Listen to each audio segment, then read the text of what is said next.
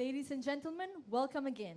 My name is Amira Harith, student from the Faculty of Arts and Social Sciences. Thank you for being part of You Alive today. The program today is in 3 sections: a 10-minute talk by our speaker, Mr. K. Shanmugam, a 20-minute interview with Viswa Sadasivan, chairman of the You Alive Organizing Committee, and then a 30-minute Q&A session. If you wish to ask a question, please make your way to the microphones placed along the aisles, introduce yourself, and speak directly into them. This is essential so the online community is able to hear your question. Today, we will be using Pigeonhole Live for our Q&A sessions. If you have a smartphone, a tablet, or a laptop computer with you, just launch your internet browser and go to phlive.app. Key in our event passcode, which is You Alive. I repeat, it is You Alive. Click Go, and you're free to ask any questions that you have, while also voting for any questions that interest you. The more popular questions with more votes will stand a higher chance to be answered by the speakers.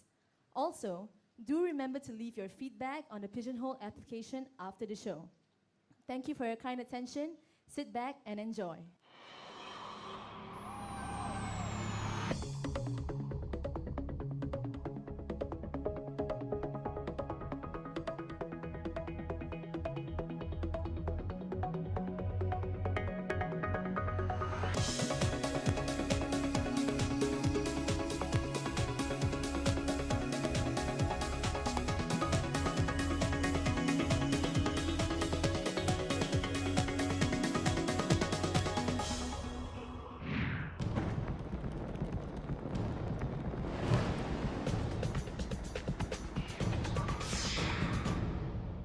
You Alive.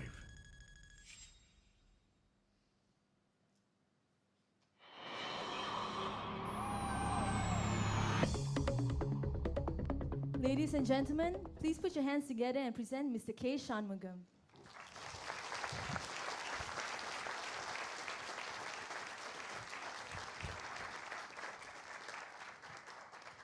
Okay, now, I'm going to ask the minister a question, and then I'm going to ask one of you, I'm going to give one of you the chance to ask the opening question, so the minister can't talk about the things that he comes prepared to talk about.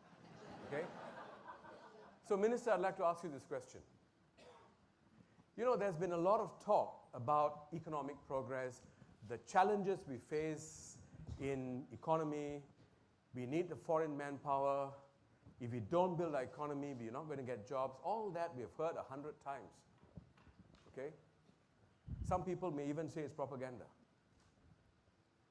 Now, how do you balance that with a clear call that people are making about the need for us to be able to live our lives and not continue to run at this pace?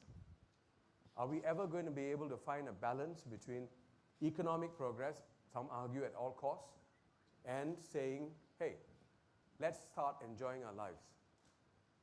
Euphemism for quality of life. Can we strike a balance, or should they forever remain adversaries? That's my question for the minister. I hope you will answer them squarely. Question from the audience, 1. 1. Don't be scared. I don't think anyone is scared. They may be scared of you, but not of me. 1 question. One. Chance. Yes. You got to come to the mic. Thank you. You got to introduce yourselves, and because this is Minister of Law, you got to give your IC number as well.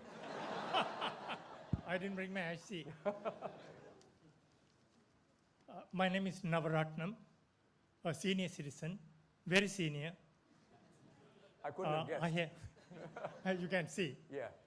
I have 2 related questions. Ask One. the minister. 1. What's the likelihood that we will ever have a shadow cabinet in the parliament? Secondly, what's the likelihood that PAP giving birth to a shadow cabinet? By shadow cabinet, what I mean is a credible opposition. Thank you. That's all. Okay. All right. Would you want another question? I leave that to you. Can you take one more question? Sure. All right. We'll allow one more question. One more question. One more question. Wild stocks last. Yes. To the mic, please. Hello. Yeah, actually, basically, it's a very simple Hey, question. introduce yourself, lah. Oh, yeah. My name is Ivan, undergraduate of NUS in engineering. Yeah, just Where? Engineering. engineering. Okay. Because actually, this morning I went to my internship place and I actually met one of my PRC friend. So actually, he asked me, why do I dress up on a dress up day on Friday? So I told him that I'm attending a talk by a law minister, current law minister of Singapore. So this question is actually by him. So the first question, he was shocked. So he was asking me, so why is there a law minister in Singapore? So basically, I was shocked because basically the source of this question is from a PRC, which isn't as democratic as Singapore. And in a sense that when he asked that question, he actually carried a hidden kind of expression that it was suggesting why in a democratic country, why there's a law, minister of law. Because basically from the school we learned, in school we learned that Singapore government work in three, actually there's three different entities, which is the parliament, which is the legislatures, and the judiciary, and basically, and the last one is the executive. So I was thinking a bit further, actually, was it suggesting that, is there a conflict between Minister of Law and the judiciary kind of relationship? Do they work in a symbiotic way of symbiotic way of relationship, or are they different entities which are independent? Yeah. Got it. Thank you. Right. Thank you. So, Thank you. Minister, I would urge you to feel free to answer that question as both Minister of Law and Foreign Affairs Minister, since it pertains to China. Over to you. Now, let me take that question first. Why do we have a law minister? We inherited some of these traditions, obviously, from Britain. If you look at many countries in the world, they call them justice ministers, justice secretaries, law ministers. But there are three great branches of the state. You have the executive, cabinet, and so on. You have the judiciary, completely independent. And you have parliament, which is sovereign, passes laws. So for the executive branch, I work very closely with the other ministers in relation to legislation, constitutionality. For example, all legislation comes through my ministry for a check on to make sure that it's constitutional. So, my people will sit there, we look at it, and my ministry is also responsible for various areas of the law, for making amendments, sometimes with others, sometimes on our own, penal code, criminal procedure code, quite a lot of the public law areas. If you need to make amendments, it's often made out of Ministry of Law, in consultation with the Home Affairs Ministry, in consultation with others. Constitutional amendments are taken up through Law Ministry. The Attorney General in Singapore performs two different functions. One, he advises and is a chief law advisor to the government. So often when we have legal issues, I don't give legal advice. He gives legal advice to the cabinet. Separately, he is also independent when it comes to questions of prosecutorial discretion. When to charge, when not to charge, he decides it. Under the Constitution, he is independent. Some countries have combined those roles. For example, UK, the Attorney General often is effectively in cabinet, is a member of the cabinet. In Australia, the Attorney General is a member of the cabinet. We have felt that keeping the two separate is better, because when you have the Attorney General in cabinet, then inevitably there is a politicization of the role. So this way, it's split. The politician is in the cabinet, the Attorney General is outside. He is a pure professional. We can do away with law minister, I guess. Many countries feel the need.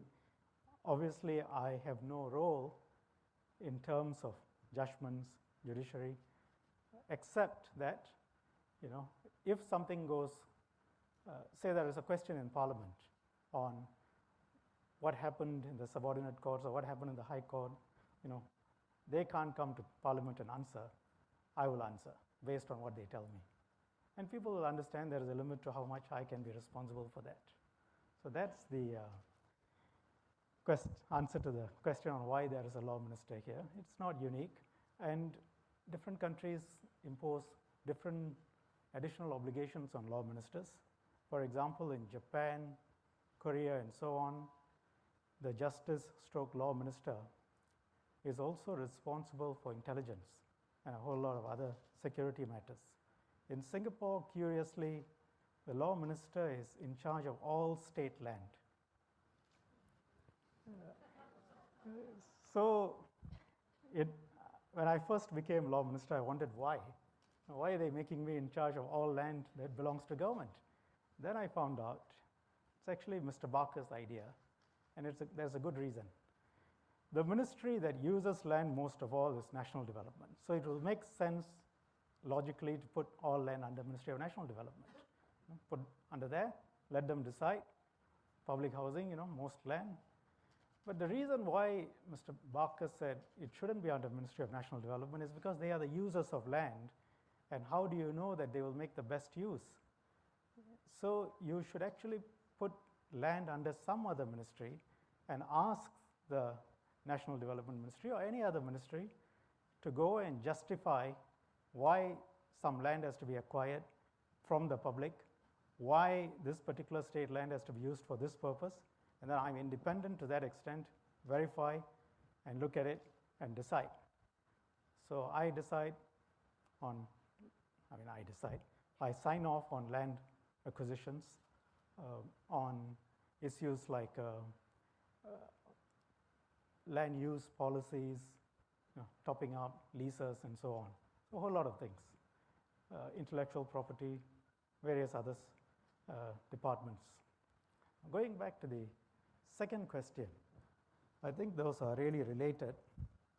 Shadow cabinet and whether PAP will ever give or allow a shadow cabinet to form. I don't think that's really in the hands of the PAP. The matter is for the people. We go for elections, it's for the people to decide. You have seen many different forms of government throughout the world, and it depends on the people, the level to which the PAP should be represented in Parliament, and the level to which one opposition party or a group of opposition parties should be represented in Parliament. So I think I can't answer that question. It depends on who the people believe can best serve the country and to what extent they need opposition, the strength in numbers, to act as a check on a PAP government or a non-PAP government. And that's the best answer I can give. As regards the first question, rather comprehensive question, let me try and recall the sort of contours of it. I think you asked, the phrase that struck in my mind is economic growth at all costs. Can we relax? Can we have quality of life? Is there a balance? Are we just pushing faster and faster and faster? Not to flatter you, but in some ways I think that touches the essence of the dilemmas, policy issues, the kind of things that keep most ministers up at night, because we work in a very globalized environment. And one of the reasons why we have succeeded is that we both have to deal with today's problems, but Singapore has always also looked at 20 years ahead, 30 years ahead. So if we were only concerned with today's problems, by and large, the people in the front row would be happy. But if we look at 20 years, 30 years, then that really looks after most of the people sitting behind. Their prime working ages, 10 years, 15 years, 20 years. So what would Singapore be like in 10 years? What would Singapore be like in 20 years? What would Singapore be like in 30 years? What do we do? What do we have to do now to make sure that we succeed in 20 years? Most countries, by and large, don't think in those terms. But to put that in perspective, I travel around to various places talking about these issues. So I have a sort of set of slides that deal with some aspects. So I'll touch on them. Give me about 10, 15 minutes, and then we can talk about that. Because you really touch on the challenges, the opportunities, what do we need to do as a government, what do we need to do as a country, as a people. That's really it, and what are the trade-offs? So let's look at it. See, I've asked them to put up some slides. The starting point in all of this has got to be our current financial position, because you operate within a certain financial framework. So let's look at that, if it works. This is our budget. Just look at financial year 2013. Okay? We have an operating revenue of 55 billion, expenditures of 60 billion. Pause there. Today, we spend more than what we earn. Okay? In simple terms, that's called a structural deficit. Any family that earns less than what it spends will soon get into trouble. Likewise for countries. Not a lot of people are aware of this, even though the state budgets are presented year after year. But our actual expenditure today is more than what we collect in taxes, COE, whatever. So whenever in Parliament, whether it's PAP MPs or opposition MPs, the usual stand is, can we spend more on this? Can we spend more on that? Can we spend more on this? I sit back and I say, it's very easy to spend other people's money. You just impose more taxes and you spend. And it's very easy to be popular by spending money. But the problems will then be passed on to those people sitting behind, not the current generation. It's very simple. But why are we not in an actual deficit? Because we have, over the years, squirreled away enough money, reserves. We get net investment returns, which is 7 billion. So overall, we don't run into a deficit. But that's only because we are taking money, part of the income stream, from the reserves. So remember that. The fiscal position is not as sort of allows us to be completely unmindful of our expenditure in the way that some people discuss policy. So starting point. If you look at it today, 31% of Singaporeans pay income tax. 69% don't. What does that really mean? The education people get, the social security system, the housing, all of it, and the secure environment, defense, everything gets paid for out of the taxes of less than a third of the population. 2/3 of the population, or more, nearly 70%, are able to enjoy the benefits of the country without having to pay income tax. That's our approach. Try and let people keep as much of the money they earn, and the corollary of that is, of course, if you want something, a specific service, by and large, you pay for that. There are only two ways of doing this. I tax more, and I then decide what you spend by providing services, or I leave the money with you, you decide what you want to spend it on. Of course, there will be a group at the bottom who need a lot of support. I'll skip this. This is just a different tax rates in the various places. I haven't put it up here, but again, a number that is often missed is that if you take a family of 4, lower income, it's presented in Parliament, the amount of transfers that take place from the state to the individual If you take the housing subsidy, you take all the other subsidies, it's in the region of $500,000 to $600,000 to a lower income family from the state, out of public coffers. So in that context, let's look at, and to me, there isn't enough debate on what the challenges we face. There's a lot of debate on sort of day-to-day issues, which are important, which are, if there are difficulties, people have to deal with them, and the government has to try and help them. So it's obvious that they come up, they have to be dealt with, government has to deal with them. At the same time, I think we need much more debate at this stage of our development on the next 20, 30 years, and what the real challenges are that face us. And there's hardly been any debate. Why do I say it? Let's look at our internal challenges. The first is this. You look at our current population profile, look at where the bulge is. 40, 45, 50, 55. What does that mean? That's the front row, myself, a few people, smattering of people behind. What are the implications? We now have growing life expectancy.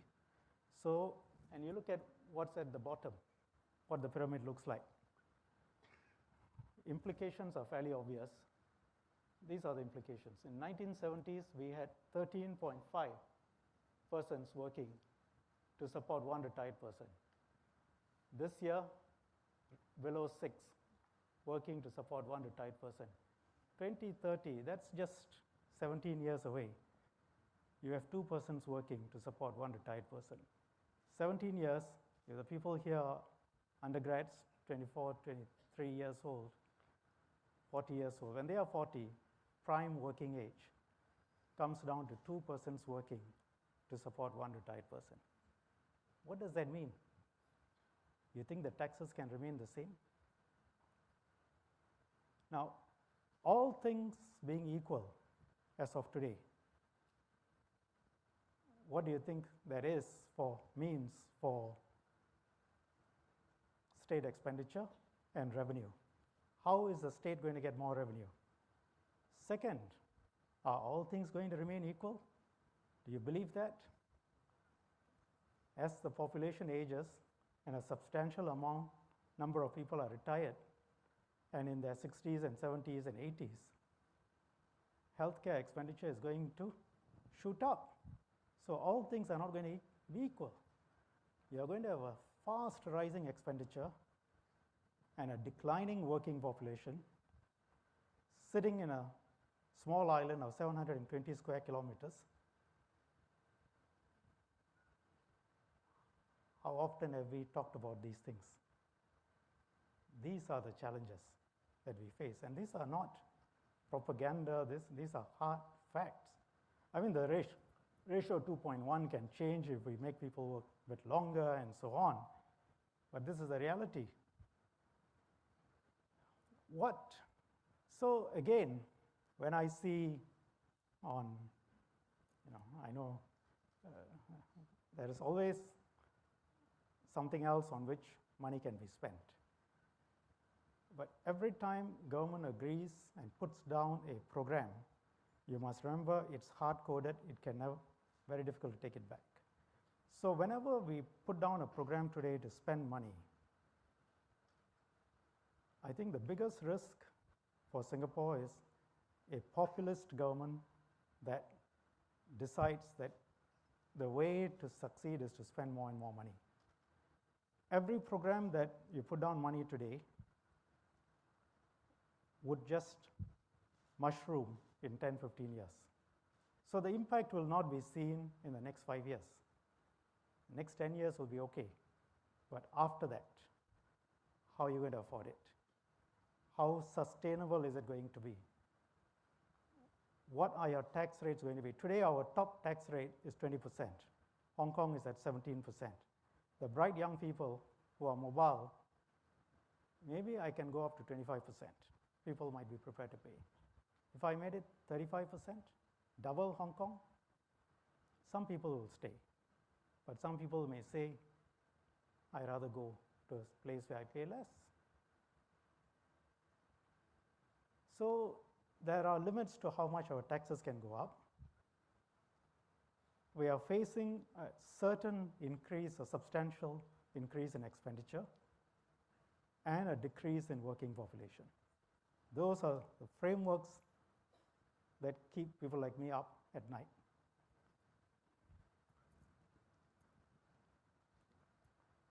What are the implications of a declining population to our defense in terms of manpower, taxes?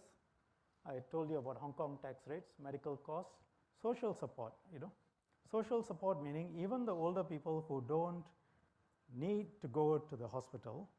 I set up a senior citizens corner center in my active aging center in my constituency a few months ago, because 25% of my constituency is already past the senior citizens age.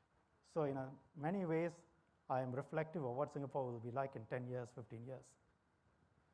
I need to set up centers. They come down, they are happy, but it takes a lot of support in terms of people coming in, nurses from hospital, from the community coming in to support them, because otherwise they'll be alone in their flats. So we need to start thinking in terms of where are we going to get our healthcare workers from in a declining population? What kind of social support systems are we going to create for our fast aging population? By international definitions, by 2015 or 16, we will be an aged society. Some people say it's because of the stress in Singapore that the TFR is low. Look at this. I call it an East Asian issue. The real reason is city living, you educate everybody, people have choices. You don't need marriage. Marriage is no longer an economic choice in the sense that you don't need to marry in order to have a better economic life. Our women are independent, our men are independent, so it becomes a lifestyle choice. So marriage has become a lifestyle choice rather than an economic choice. And once it becomes a lifestyle choice, a lot of people do choose to remain unmarried. I say this as a joke, but it is true. Some surveys indicate that if you are a married man, you live longer. But for women, if you're unmarried, you live longer. So if you look at the next slide, you look at on the left-hand column, look at 30 to 34, 44% of our men are unmarried now, compared with 33% 10 years ago. And fully 31% of our women in that age group are unmarried. Now, the figures on top are not reflective because that's of a different generation. You've got to look at this generation and then ask yourself, how many of them are going to remain unmarried? Actually, our TFR among married women is 2, replacing ourselves. But our total TFR comes down to 1 because quite a significant part of the population choose to remain unmarried. These are all fundamental trends in social living. And this is nothing that I think government can do much about. We can't go and say, well, we can encourage, we can provide finances and so on, but if people don't want to get married, that's their choice. This is, of course, one other way out, which many countries seem to have gone. As to whether we are ready for it, whether we'll go down this road. I think social changes are taking place fairly quickly, but I just showed this to you for a laugh. I mean, more than a laugh, actually. It's in these. But what does all this mean? And this is a slide that I put down because it concerns me a lot. You look at it, whatever we are going to face, Japan faces today. And what's happening in Japan? Let's read this on top. Simply put, older people aware of their relatively short remaining lifespan want to restore what they lost as soon as possible. Meanwhile, young families want to revitalize communities with more people, jobs, and social freedoms. Elderly population, richer, more risk-averse, and more powerful than the young, is also more resistant to change. And you see here in highlighted, officials acknowledge that the elderly have a lot of voting power in Japan, hard to boss about. Project again 2030. With our life expectancy, with people living till 80, 80 plus, the voting power will be with the retired. The young people who are producing the income will be the ones who want to build for the future. The old people will say, spend it now. Spend on my healthcare, spend on this, spend on that. I want it spent now. And in a democracy, the policies will have to follow the voting power. So, we had an enormous dividend, and we were lucky in the 70s and 80s, really because we had a huge working population and a very small retired population. It's going to change very quickly, and the moment it changes, our whole economic dynamics will change. Today in Japan, they are selling more nappies for old people compared with nappies for children. And Financial Times a few months ago had an article, amusing, because they showed an old man a few months ago, maybe last year, an old man who is a porn actor, and this porn films are made for old people. So there's a new industry now. And they did a feature on him. But people in Singapore haven't appreciated.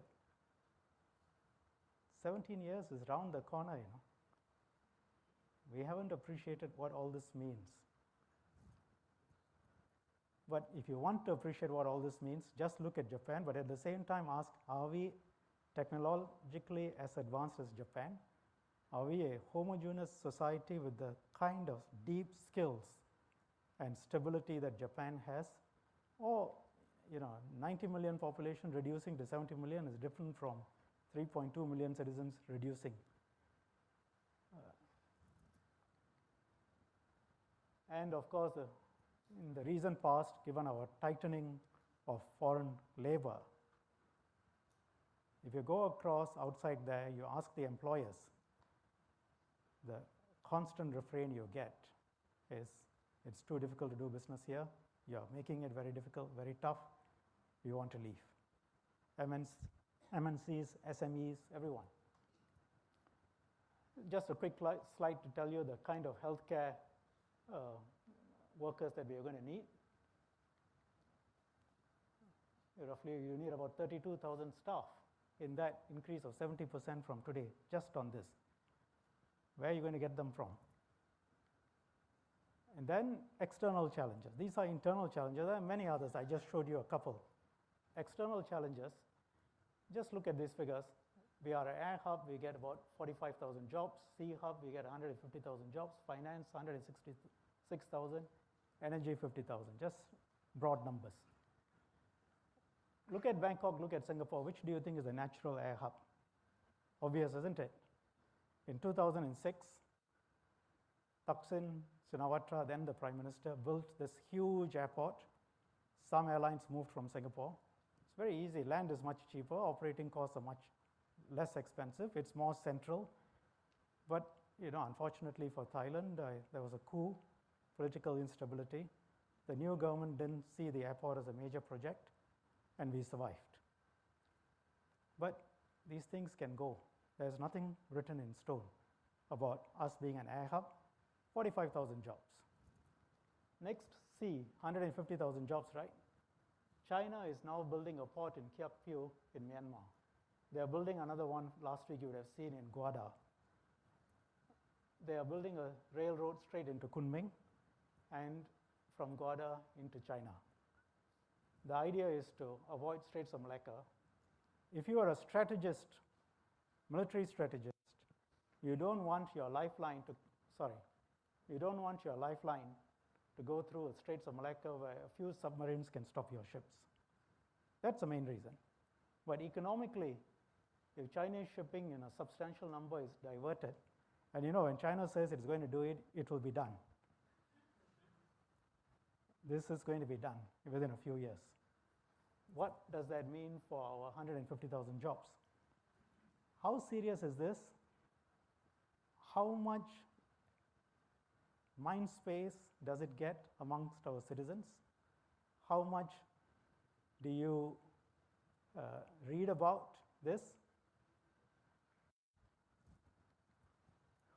Jurong Island is our petrochemical hub. Malaysia has announced and is proceeding, as they are entitled to, a much larger hub here in Pengerang, which is going to do exactly what Jurong Island is going to do. Their land costs a few Malaysian cents per square feet. Ours is reclaimed land and therefore costs several tens of dollars. Our labor is, of course, far more expensive. $2,000 here, you can get someone for 1,000 ringgit in Malaysia, or 1,300 ringgit, maybe 2,000 ringgit. I don't need to belabor the point, but basically it's much cheaper, and whatever we can do, they can do. Malaysia announces new financial center, and they want to put in more than $1 billion. So sit back. I say to my audiences, there are only three ways in which a country makes money. One, you dig something from the ground and sell. One, you grow something on the ground and you sell. The third, you are the middleman. Somebody else digs it from the ground and you sell it for them. You provide legal, accounting, financial services. We are the middleman in this region. But you know enough of the history to know how much our neighbors want us to make money off them. I mean, if you were there, you would say, why am I not making this money myself? And that's what's happening. Rightly so, because they are entitled to. So don't mistake. A lot of reasons why we have succeeded is because we have always thought ahead. We have put in place systems, but don't assume that others cannot do that and others cannot compete with you. So just one other example before I move on. You take accounting, you take law. You come in, Business Times yesterday said lawyers start on $7,000. But there's, in Bangalore, firms with 500 lawyers, 400 lawyers. Today I go to a law firm in Singapore, I want to reduce my costs. What is there to prevent me from saying, I want the opinion to be done out of Bangalore? You just supervise it. Online. Radiology, actual examples. You take the X-ray in Singapore. In Singapore, a radiologist is an MBBS and then a specialist, I think. You pay, six-figure salaries. You take the X-ray today, email it to India or China. The guy comes back with an analysis, assessment on what's wrong with your bones. You're not going to pay him what you pay in Singapore. So just ask yourself, the young people here, what do you think you can do which cannot be done faster, better, cheaper somewhere else? At the same time, opportunities. This is our situation today. In population size, that is our bubble. In economic size, that's our bubble, the third largest economy. We are working on a project because we always think of the future. Integrate ASEAN, ASEAN 2015, 600 million people, $2.2 trillion economy, bigger than India's economy. You combine with Australia, you're talking about almost $4 trillion. We can be the New York of ASEAN country if we get things right, if we get our systems right. Provided our neighbors and the whole of ASEAN allows our services to be transferable. So we got to work on that. And we're working very hard on that. We have removed about 70-75% of the tariffs, but another 25% will be the most difficult. But if we can get that through, then we break out of this prison of size and look at the entire ASEAN. Now, the challenges we face, however, are not insuperable. We have faced far more challenges in the past. The key is thinking about them, getting good people in, thinking 15, 20 years, working out the solutions, and educating our people to the best of their abilities. We can face all the challenges.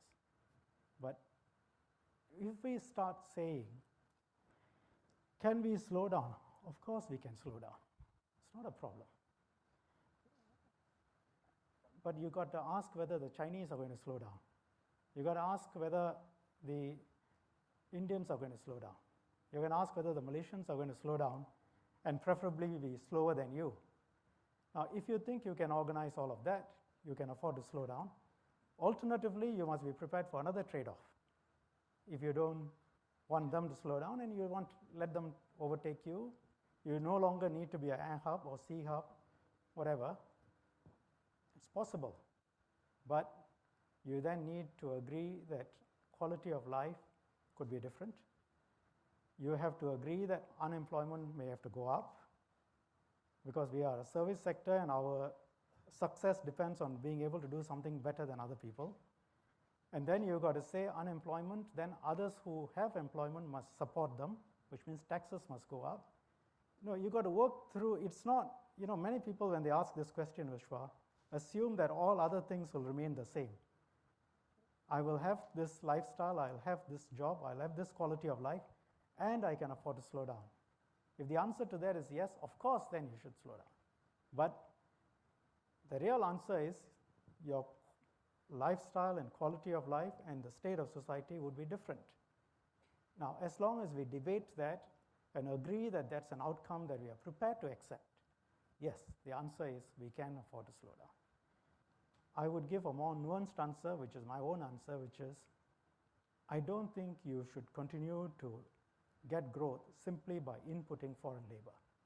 I think we are still having more foreign labor because construction industry, we need to produce the flats, roads, we want to double our MRT system within 10 years.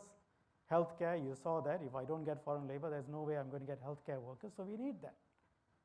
And we need to house them somewhere, we need to accept that.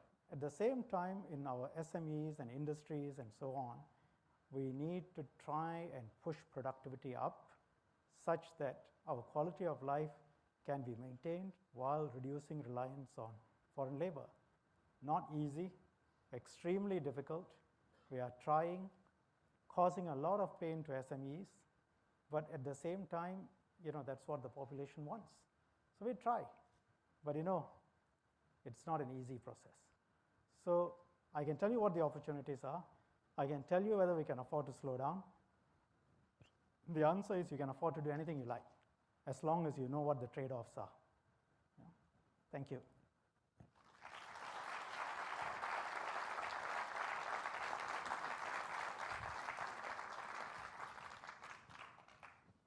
Thank you, Minister. That was a very long 15 minutes. Please, have a seat. That was a very long first question. Okay. Some of the points that you've raised are really, even though we may be aware of it, I think the way you presented it brings it to sharp relief. But having said that, when you talk about quality of life, you present it as something that is an absolute. I would like to suggest that it is actually notional. No, I don't say it's absolute. I haven't finished my question. Yeah. So it's not an absolute. It is something that can change over time, perhaps by adjusting expectations, perhaps by forcing people to adjust how much we need to be happy. But that requires a political culture that is able to persuade people that this is a trade-off that we must be prepared to settle for. Some would argue that the direction we are taking, the path we are taking, could be politically expedient. I would like your comment on that, please. I think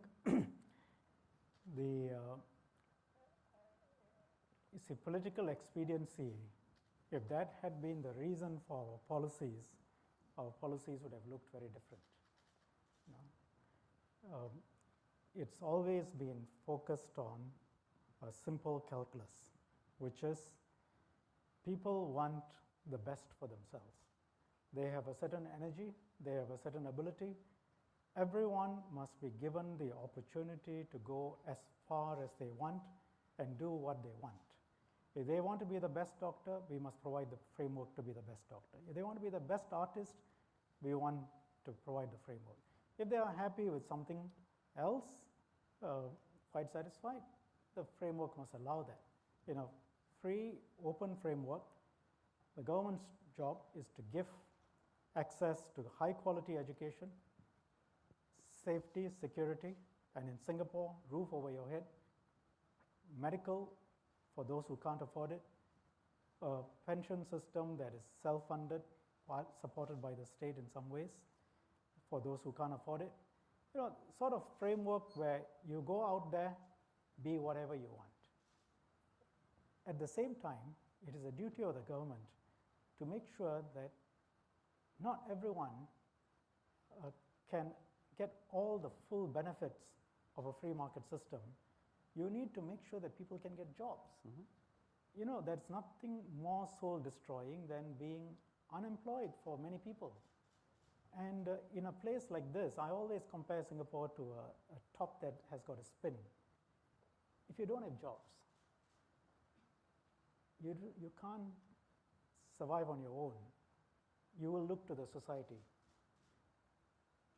If the entire economy is not doing well, and I don't put this in black and white terms, I'm just giving you a broad framework. If the entire economy is not doing well, let's say instead of unemployment at 3%, our unemployment is at 15% or 10%. People often talk about Finland as a model. Youth unemployment is at 24%. 1 in 4 of the undergrads will not get a job outside when they come out. And you stay without a job, you don't upgrade your skills. Has the state done its best for you? If there are no employment prospects, and Singapore doesn't have a hinterland. It's not as if you can go to the countryside and do other things. You are stuck in a city. If the government doesn't provide you with opportunities, what are you going to do? So we see it as a moral duty, a serious obligation for us to create a system where people can get jobs.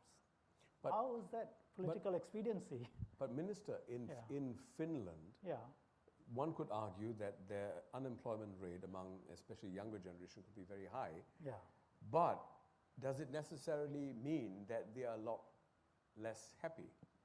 Well, I mean, do you always need full employment for the society to have a certain measure of happiness? I know I may sound like like an idealist, but I'm just forcing the issue to ask whether have we really looked at all options? Or are we trying constantly to defend the position that we have adopted because of a cognitive bias? Well, maybe I can have a show of hands. How many of you think you will be happy if you don't have employment? Maybe I could rephrase the question. How many of you think you'd be unhappy if you don't have a job? Okay, it's kind of even. Hello. It's the way you ask the question. There were no It's the hands way you up for the asked. first question. No, precisely. It's because of the way you phrased it. No, it was a fair question. How many of you would be happy or can be happy if you don't have a job? But I have a rider to that.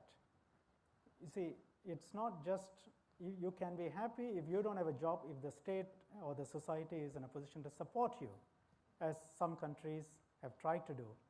But supposing the state or society is not in a position to support you because the inherent nature of our society, how do you think it can survive? But you see, I also think slightly differently. Bhutan, go look at The Economist, recent articles on the level of happiness. And Bhutan is supposed to be at the top. I see the government's job as providing a framework, providing education, providing all the basic things that are necessary for the human being, for the person to become a much better person, to do the best he or she wishes with his life. And for his family. And for his family, for society, hopefully, for the community at large, and for the world community. I mean, it depends on the person, on the individual. But, if you were a Buddhist or a Hindu, or many of the other religions, you could say, I really don't need any of these things, any of the material benefits. Happiness is a state of mind. It is indeed a state of mind. But do you think, as a minister, I can go out there and tell someone who doesn't have a job or doesn't have a house or doesn't have some things that he wants and tell him or her, you know, it's a state of mind. You really ought not to be unhappy. Shall we have redefined the paradigm and say to you, why don't you just try and be happy with whatever little you have? Now, it has got to come from inside. I'm one of those who believes that happiness comes from inside. Yeah. The moment you say, I need this, I need that, I need that, you get that car, you think you're going to be happy, somebody has got a bigger car. You want this particular type of house, somebody has got a bigger house. So you will never be happy as long as you look for positional goods. But as a government, I cannot impose my personal values. I cannot say to people, oh, you shouldn't be striving for this, you shouldn't be striving for that. My role is to provide a framework where everyone strives to the extent of their wishes, and there will be many people who will say, like you, I don't need to. I'm quite happy taking a different path. I've had lawyers in my firm after 2 years who's come to me and say, I want to do something else. I understand it entirely. But what does the government do? We can only provide a framework. I can't tell people, don't do this or do that. And at the same time, we have to make sure that we instill, of course, the right value systems. But in terms, if the entire society and the economy of the country comes down, and as a result, we can't defend ourselves, we can't provide for people, then I think we would have failed. But it's not so stark. Is it possible to have a balance? I think in the context of the international competition, you need to be very clear what that balance means. What that balance means is that you may very quickly become uncompetitive, and you've got to work out the consequences. And if as a society, the majority want that, then of course, that's the way we have to go. But do you feel that this current situation is actually an opportunity to force us as a society to pause, take stock, and ask ourselves whether we need to reorientate our priorities as a society, not government, as a society? Yeah. Because the pace at which we are moving may, for argument's sake, not be sustainable. And we all need that pause in our lives, right, as in society, to say, maybe not, maybe this is not. What do you think the government should do to pause? Right. And I'm not quite clear. I think people should take a pause to look at their lives and ask themselves where they want to go, which direction, what do they want to do with their lives, how do they make themselves happy. I entirely believe that. Agreed. But I'm not quite sure what the government government. can, yeah. So what do you think the government ought to Maybe do? the government should step back. From what? No, because if we constantly send the message that we No, need... wait, let's be clear. No. The government provides security. It cannot Sure. step back from that. Government provides education. It shouldn't step back from that. Government creates economic opportunities. I don't think it should step back from that. Yes. Government provides the sort of international framework where we do treaties, enter into free trade agreements to create frameworks for our people. We shouldn't step back from that. So I'm not quite sure what you mean by government steps back. No, Minister, from what? I guess what I'm trying to say is it's about messaging. Where the message that you hear quite often from the government is, if we do not move in this direction at this pace, these are the consequences we're going to face. It actually forces people to shift to a cognitive bias that says that this is the only way forward. So that's what I meant, Minister. I mean, with due respect, two answers, to step back. understand. Yeah. So, you see, as a government, we must tell the truth. Like, what I said today. I present this, and then the people can decide for themselves, okay, these are the challenges, these are the opportunities, these are the trade-offs. I go in this direction, or I go in that direction. The other thing, our Singapore conversation, we've met thousands and thousands of people. I wasn't a direct part of it, but many ministers, other office holders have met with them.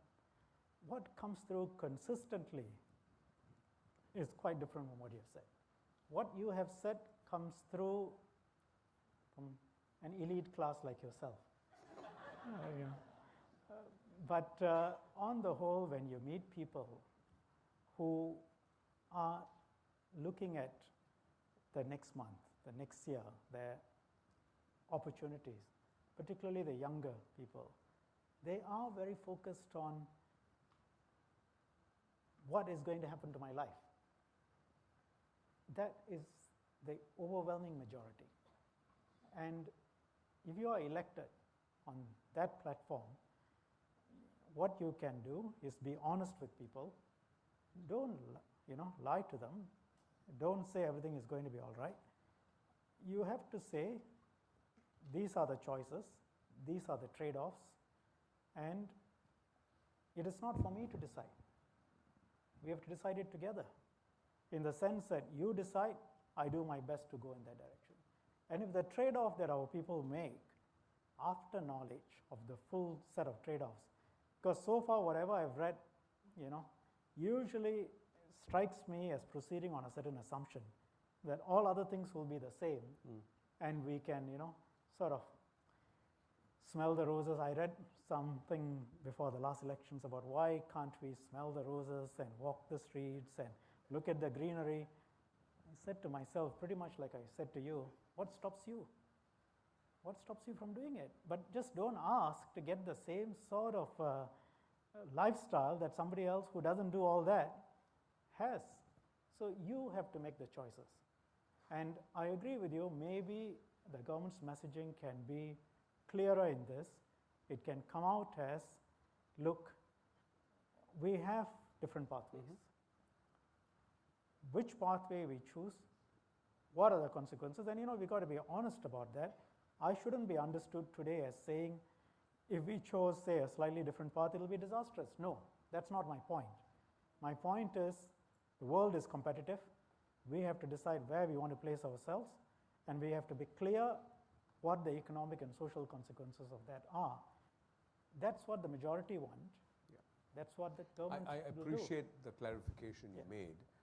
And my final question before I throw it open to the floor is, on the one hand, I suggested just now that it may help if the government steps back from its messaging. On the other hand, it may also be useful for the government to step forward with messaging that suggests that, people exemplary, people who actually earn less can find happiness without a drop in quality of life. I mean, for example, you made a decision in your career, and that choice to become a cabinet minister meant that you had to suffer a significant cut in your salary. It is a choice that you made, and I don't think, correct me if I'm wrong, but I don't think you regret that decision, unless I'm wrong. But those kind of messages, now I'm very serious, those messages coming from people whom you respect, whom society holds in high esteem, actually shifts values. I know of people, I know of individuals from RI, for example, since you're a former Refletion, that has had an impact on younger Refletians who say, if he can do that, then maybe it's not that bad an option. Money may not have to remain the central consideration in my life. That's what I'm referring to. What's your comment? Well, I generally don't answer questions by reference to myself. I'll put it this way. I did say that I believe that happiness has to come from inside. If happiness depends on money, or it depends on material benefits or positional goods, I think it's going to be difficult. Yeah. But at the same time, these material comforts and benefits and positional goods make life more comfortable. And therefore, I really don't want to make a value judgment on those sorts of things. I can speak for myself, I can't speak for the rest of society. I do think that in our education system, particularly the primary and secondary school education system, we can emphasize more on society and values, and not have a system that in the end, if you look at many education systems, Korea, China, Taiwan, elsewhere as well, if it becomes a situation where everyone is for himself, I think in the longer term, it damages society, it weakens society, and a degree of entitlement mentality grows because I achieved all of this on my own and therefore I'm entitled to all of this. So I certainly think, Suket has mentioned this a number of times, in our education system we can build a greater sense of the community. And in many ways I think that will help as we face these challenges, because we are going to need it a lot more in the next 20, 30 years. Yep. We are going to have to look after each other. We are going to have to look after far more older people. Younger people are going to have to spend a lot more time looking after their parents and others in the community. So we are going to need to develop that sense of community. And that I think, has got to come from the home primarily, but the education system can help. In the larger context, what can the government do with in society in that context? There are conflicting messages. On the one hand, there are some difficulties in that, because on the one hand, if you want to create economic vibrancy, you want to make sure that when your young people come out, they have jobs. And people expect in Singapore to move up. I'll tell you a story about expectations in a minute. Then it can only be done if business in Singapore is competitive vis-a-vis today, not just the region but the world. How are you competitive vis-a-vis Shanghai, Bangalore, and now the US? Because energy costs have gone down substantially. Gas shipped to Singapore is at $18. The same amount of gas in the US is $3. Look at the differential in energy cost. So these are real issues. Yeah. So you have to compete, and at the same time, you have to make sure that people have that communitarian spirit. It's a challenge. We have to deal with that challenge, and we have to deal with that within very tight parameters. I'm not going to say it's easy, but I think we can do more in our education system. Yeah. And myself, you asked me, not the best example, because in your late 40s, you move into, you take a financial sacrifice, but a lot of people will say, but you have had several good years outside. And from a personal perspective, then if you have reached a certain stage of comfort, you give it up. I would say someone who chooses to give it up in their 30s, early 30s, gives up more. And one of the things I worry about is our system has always succeeded because we treat politics like we treat any other apprenticeship. Young people are brought into politics, into government, in their 30s. They are made junior ministers. They serve pretty much an apprenticeship for years and years and years, and they imbibe the values and the long-term thinking. And then by the time they are in their 40s, they become full ministers, and they are in for about 10, 15 years. And there is the depth of experience and a future where they then put those policies in place. If we shift that, if our politics resembles that of other countries, then our governance will also resemble that of other countries. And that's my belief. Yeah. I appreciate your comment, and I guess the point is that I don't think we're at cross purposes. My response or my question actually came about as a result of looking at the challenges. They're a tall order. They're not going to go away. No matter how much of effort is put in by the government and the people, they're not going to go away. In fact, in some of those areas, it's going to get worse, regardless of how much of effort you put in. So the one thing that we can continue to look at, besides self-help among people, is also in the longer term about managing our own expectations about what can and should continue to bring us happiness. But I appreciate your comment that maybe we can send some of those messages at an earlier age. With that, maybe we can get some questions and comments from the floor, but please can we avoid speeches? Hi, my name is Alvin, and the question is, Alvin from? I'm a staff at NUS, adjunct staff. You're a staff, okay. Yeah. Yeah. Okay, so I have this question from a friend, and it says that the rule of law should be such that the law is applied in every situation, and it's not up to anyone to decide in which instance the law is applied and in which instance the law isn't. This is equality before the law. So why does the AGC have jurisdiction to choose when to persecute and when not to persecute? That brings the law into disrepute. MDA, sedition law, 377A, all fall in that category. If a law needs to be more specific, then perhaps it needs to be amended, and if it needs to be struck down, then it should be, because ambiguity allows the law to be abused. That's the question. Thank you. Okay. Very long question, okay. I Yes. understand. Basically, you're looking at why does the AGC have discretion to decide when to charge and when not to charge. I'll tell you why.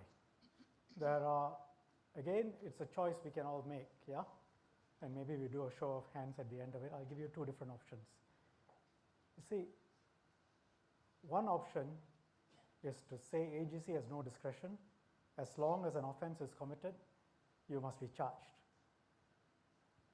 The other is to say the Attorney General, in his role as public prosecutor, can look at the facts of the case, and even if you have committed an offense, he can choose to exercise his discretion not to charge you, or maybe charge you the lesser offense.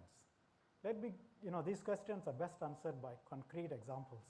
Many years ago, I read of this. I've come across many of these cases. I'll give you some examples, but one obvious example, which is not personal, chap went to Harrods, came down from Scotland. He hadn't eaten for 3 days or something. He was hungry. Went in there, saw a sandwich, took it, ate. Theft, because he had no intention of paying. Do you think he should be charged? Because if he is charged, he'll be found guilty, he will have a conviction, he will have a record. Or do you think the Attorney General should have the discretion to say this fellow is not a real thief, and compare him with somebody else, dressed very nicely, goes in there, steals for the sake of stealing? Are there differences between those two cases? Both have committed a theft because both intended to steal. One did it because he could no longer stand his hunger and was desperately poor. The other did it to make some money and didn't need it. The whole role of prosecutorial discretion is to distinguish between these cases, because if they are charged, the judge has to find both guilty. I'll give you another example, this from a case I dealt with. The young man and his parents came to see me when I was in practice, actually as an MP. They came to see me. Very poor family. They were extremely proud of this boy. He had, done well at A levels, got admitted to one of our universities, I won't say which one. Between the time he got his results and got admitted and actual enrollment, he did something stupid. Okay, it's clear offense. There is no doubting it.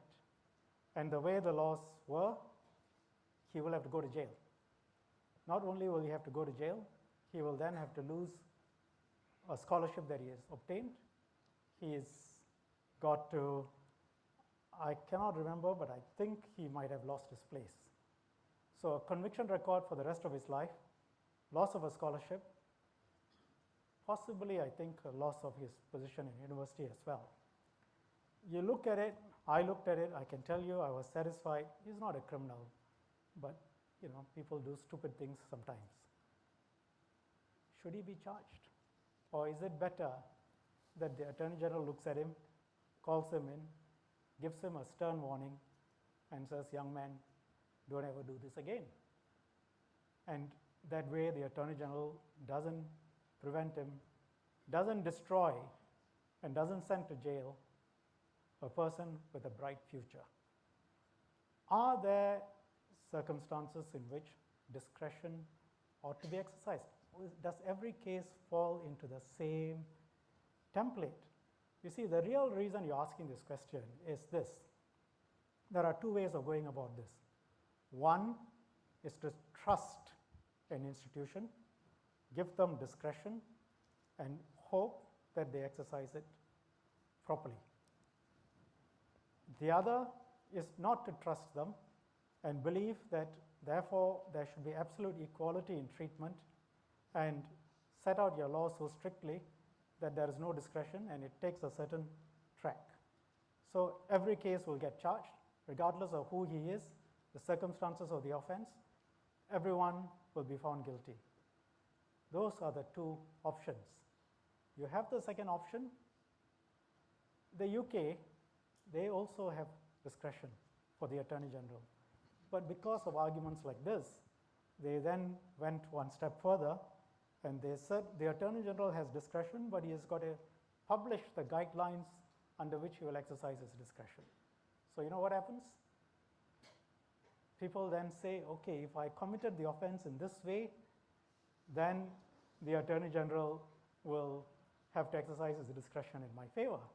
And then if I'm not forgetting this, if I remember it correctly, I think in one case, the person who intended to commit an offense actually wrote to say, I intend to do this. Am I right, Simon? Yes. And can you please tell me whether you will exercise your discretion in my favor? And the Attorney General said no. And they went to court, and I think the court ruled that the AG has got to say. So it's about gaming the system. So you see, best intentions are always there, but one has got to be practical in society. The real answer is choose people who are good, put them there, but make sure that your society is educated well enough to know what is happening. If the AG exercises its discretion badly, often enough, it will be obvious. All right. Thank you. Thank you. Thank you. I didn't ask a show of hands, but I think a lot of people will say there should be discretion. You wouldn't want to send a man who had to eat to jail. You can ask for a show of hands if you want. Okay. May I follow up with All right. He wants to follow up. No, there are plenty of questions. Maybe if there's more time later. Okay, thank you very much. Thank you. Thank you very much. This question comes online. Minister, will the ASEAN Economic Community 2015 increase competition with the region? How should Singaporeans prepare to tackle the opportunity available? Can we expect? The reason why I put this question is there have been plenty of questions. There are altogether 19 people have asked this question online. You see, this is something, I said many things keep me up at night, but this is something I'm very excited about, ASEAN 2015. We are not going to, as I've said in public, on the 1st of January 2015 or 31st December 2015, declare victory and say we are one economic community. Not possible. Work in progress, 75% of the tariffs have come down. We are working hard. But if we succeed, from Kunming in the north, right down to Indonesia, Brunei, Singapore, one economic community, but we have three pillars: political, security, socio-economic, cultural. Three networked with ports, seaports, roads, highways built across, tariffs down, then I think such a large economic area is going to need a superb service center. A superb service center with rule of law, where you know you can walk the streets without being assaulted, where you know the judges are not going to go after you just because they've taken money, where you know the police are not corrupt, where you know the system works, where you know you can put your money in and it'll be safe. That place can be the service center for a $2.2 trillion economy growing at 5 to 7%. Huge opportunities. So does it increase competition? Yes. But do we have the best education system in the region? Answer yes. Do we have people who can, I believe, I have a lot of faith in our young people. I cannot tell you what industry is going to succeed in 5 years, 10 years, 15 years. But if I've educated the people to the best of their abilities, they can face any challenge. My challenge is to create the environment. So that actually leads comfortably to the next question I want to put up, which 17 similar questions. Can you put it up, please? Okay. So what's our comparative advantage? You see, because earlier on in your slides you talked about Malaysia, wanting to be another financial hub and so on. So what gives us the edge, the confidence with which you just gave the first answer? I think a few things. One, our governance system is, I think, generally recognized as very good. I don't want to say the best and so on, but you look at any indicator in the world in terms of how clean the country is in terms of corruption, lack of it, rule of law, logistics, government's ability to think long-term and plan long-term, provide a framework for people to operate, for businesses to operate. I think we provide as good, if not better, framework than most of the region. Second, government alone can't do this. I think we have people of the highest quality. Our people are hardworking, they are highly educated, and as I said earlier, I'm very, very optimistic about our young people. They are idealistic, they are talented, they are, a huge number are well educated, they can tackle any challenge. Compared with the region, we are educating more of our people at a higher grade. Third, the reputation that Singapore has. I go to the United Nations. This is a 720 square kilometers piece of rock island.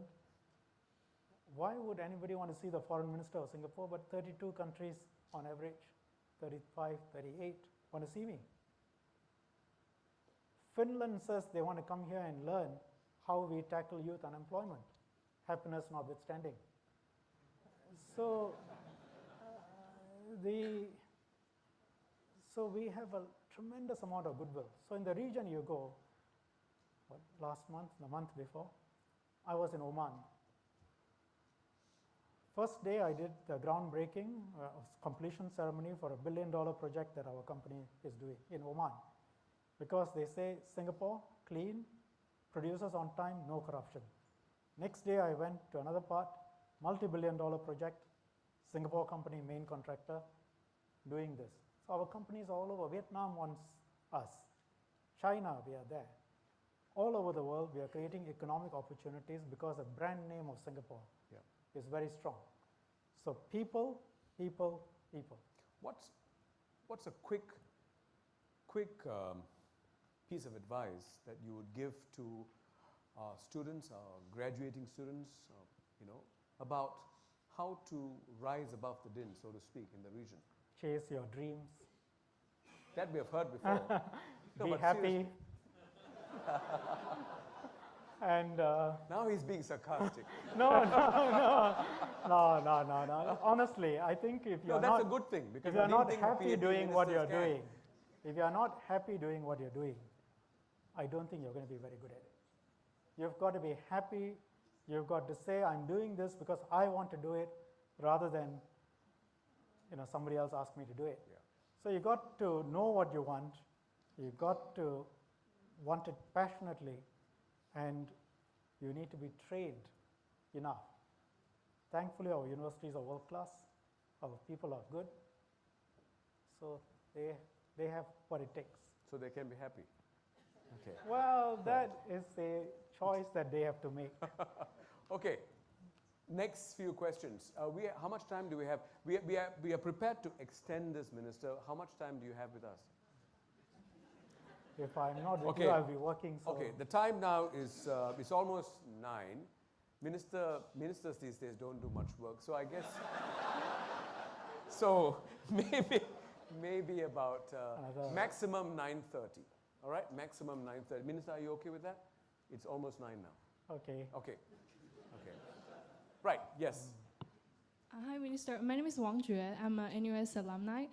So during your talk, you mentioned about increasing productivity as one of your solutions to Singapore's imposing problems. So can you share with us the implementations in details. How can this increase of productivity be achieved? Thank you. It's a complex question. I'm not an economist. I can only tell you what I've understood from discussions.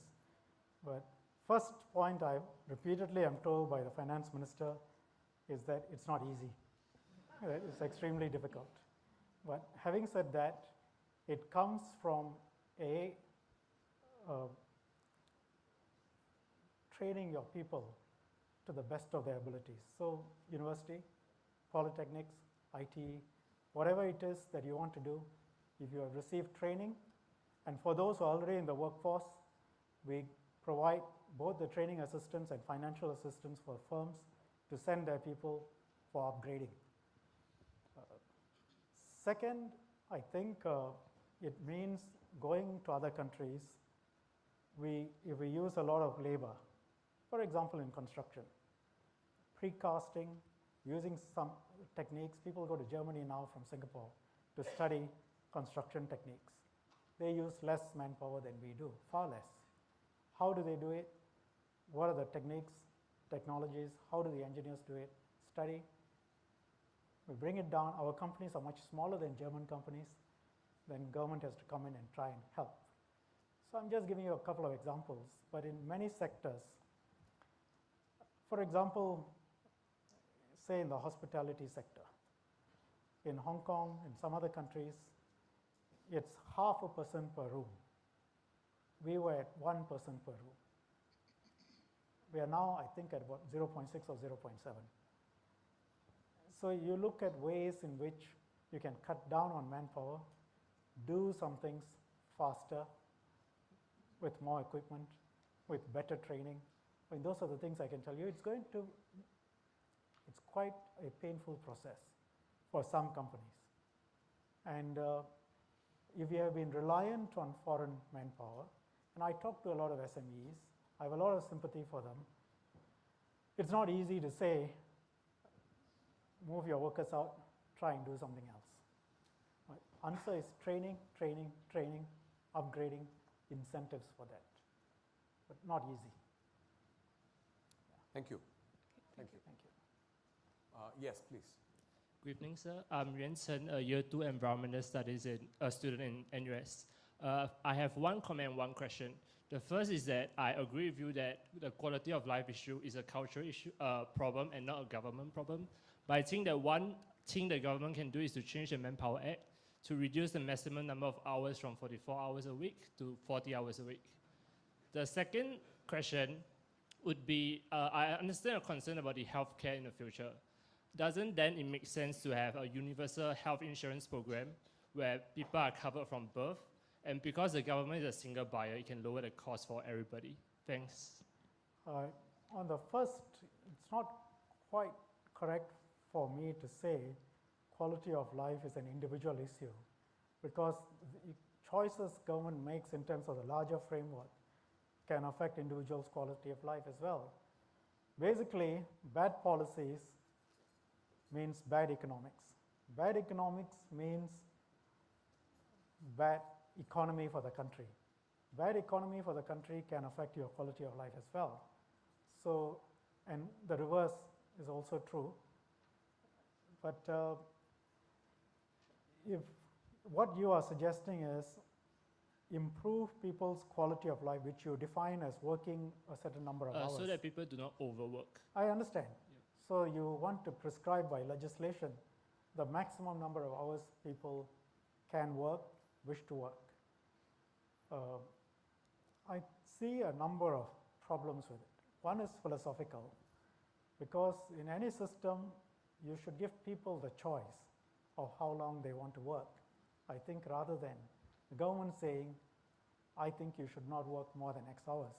I think there are many areas where government can intervene, like discrimination, like, if people want to sack women who are either expecting or have given birth. I think those are all areas where government can legitimately intervene.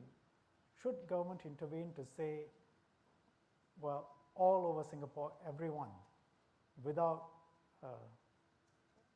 any exception, should work only X number of hours, and I feel almost everything I've said hasn't made an impact on the question, because if I'm living in a cocoon, Singapore, and I have no need to worry about any kind of external competition, and I only answer to myself, and we can create a successful economy just within Singapore.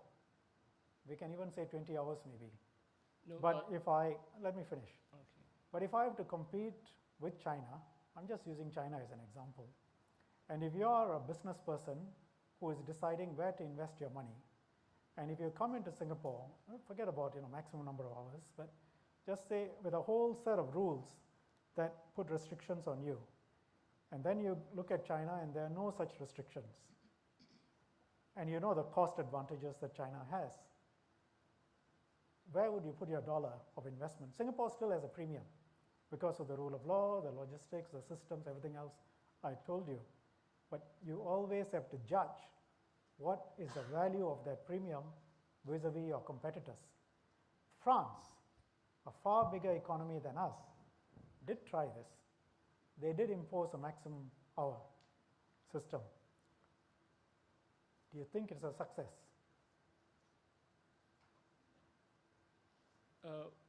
What do you think is happening with the French economy? No, I don't think it's a success because You think it's a success in France? in a way, yes, because they have better quality of life. But in a way, if they are productive in that 7 hours a day, for example, and they can produce more than what you do in 9-10 hours a day, then that's a success.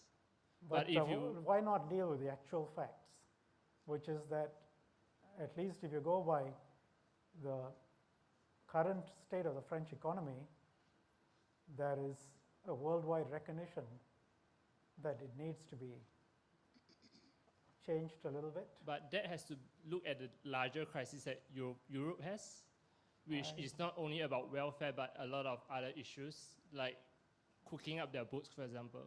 I think I might disagree, but this will get into a very extended discussion. I think your point is you don't have to work longer hours to be productive.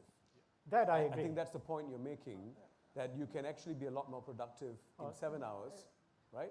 So the number of hours is Vishwa, not a key factor. That point I agree. Yeah. I think the disagreement I will have is that we should by fiat declare what's the maximum number of hours, but certainly with less hours you can be more productive. Depends on the person, depends on the environment, depends on the tools he is given. Let me clarify, because what I'm trying to say is that I have to use my authority here. Okay. No, because there are quite a few other questions. There's still time later. If you are smart enough, you can ambush the minister outside, right? But at this point, thank you. Let's agree to disagree. Yes, next person. Good evening. I'm from the Faculty of Engineering. I'm a master's student. My question is basically, my name's Amir. I'm sorry about that. So it was very interesting that you talked about how long-term planning is the backbone of the current prosperity that we have in Singapore. And I think I would largely agree with that. So my question is basically about what sort of political system would be best suited to achieve or enable long-term planning? Because from what you have discussed based on the other questions before, it seems to me that you think that a strident political opposition or a more critical press is a hindrance to long-term thinking. No, that's not my point. I won't agree with that statement. No. So do you think there's anything that could be done up in Singapore that would would strengthen this long-term thinking process within the government? Or this is something I've thought about quite often. This is going to take a bit of time. Okay. It's your time. It's your time as well.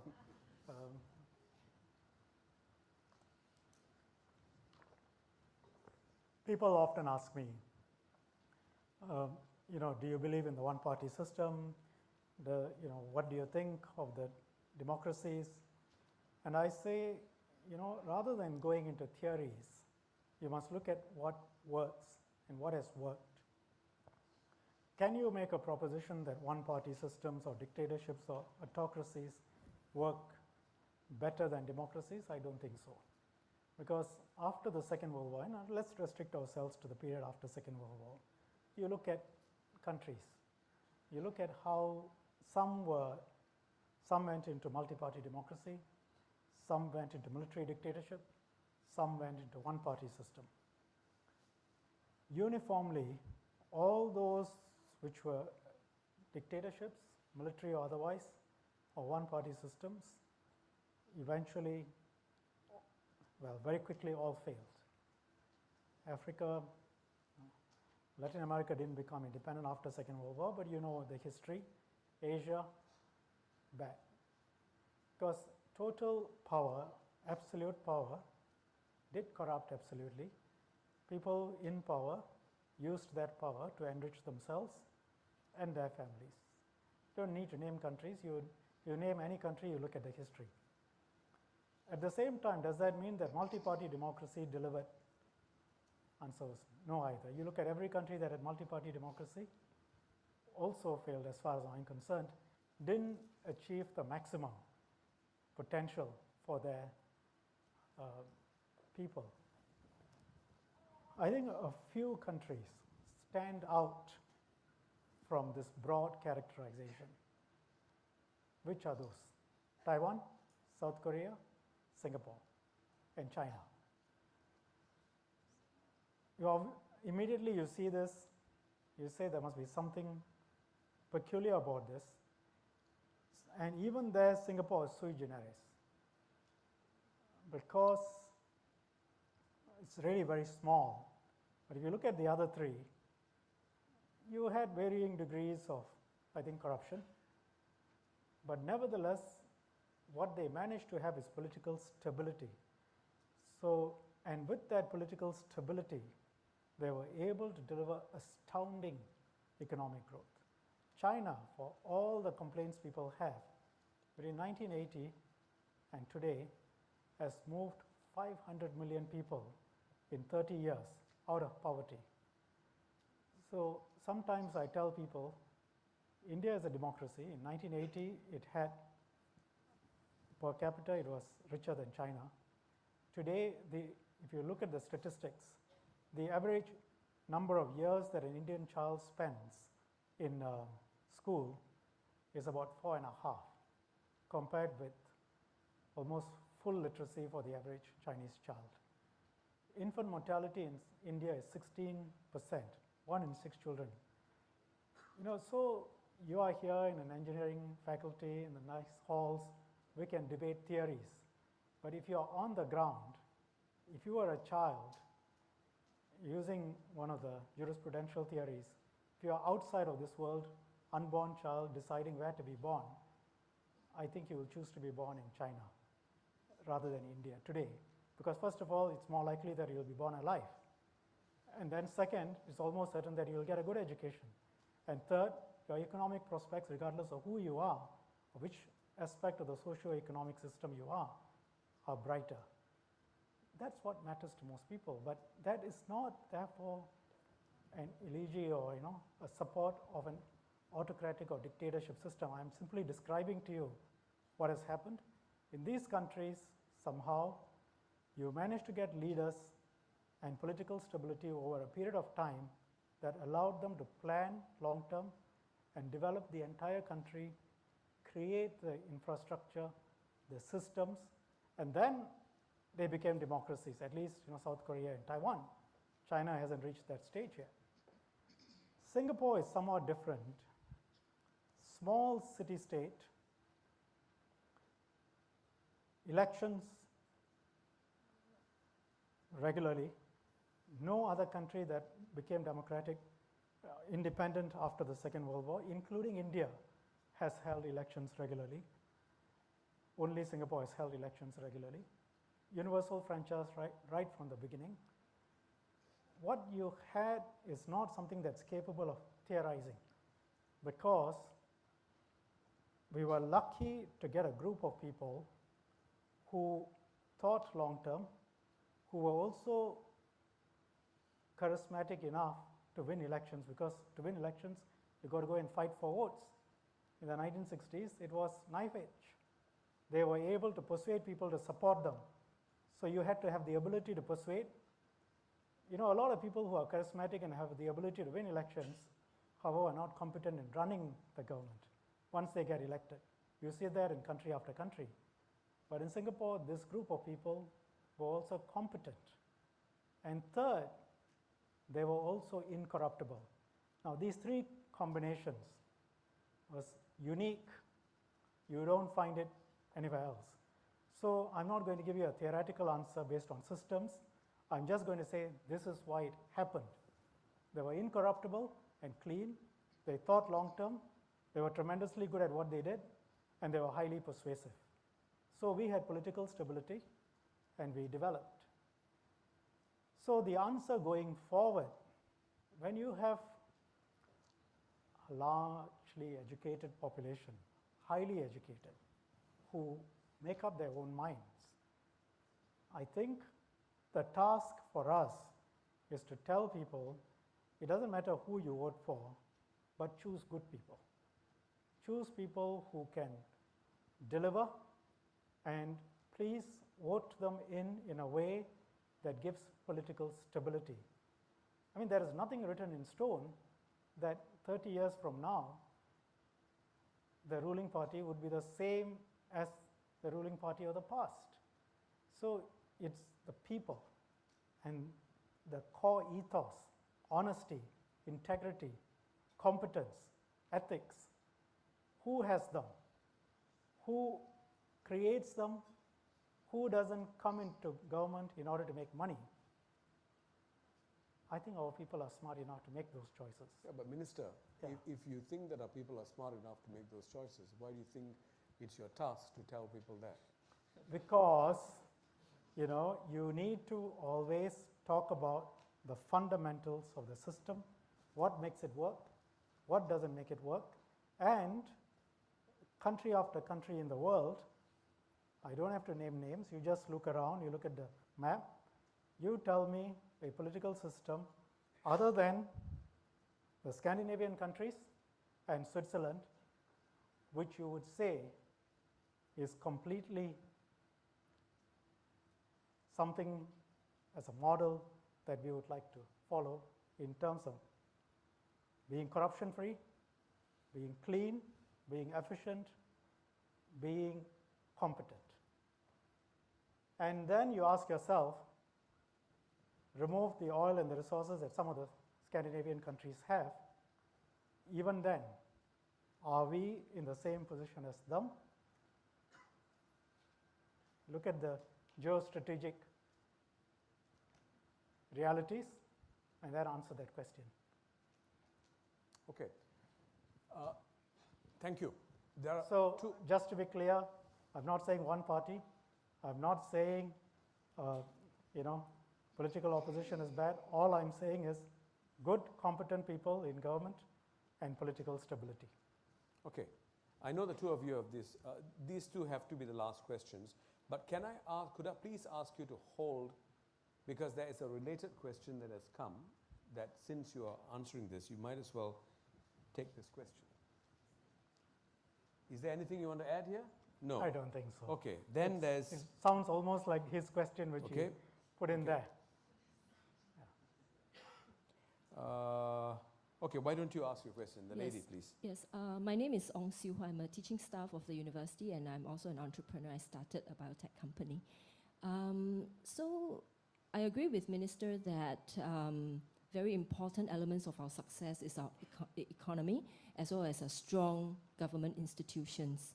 So our society now is at crossroads in many ways. For example, East-West influences, rapidly aging population, the way social media is. So in addition to what we have always been doing for the success that we want it to be sustainable, a concern that I have, I mean, from a scientific kind of a background, is that we kind of need to do things differently because the whole environment is different. So it's really about innovation. But so how do we balance? Because innovation has itself a lot of intrinsic risk. So Yeah.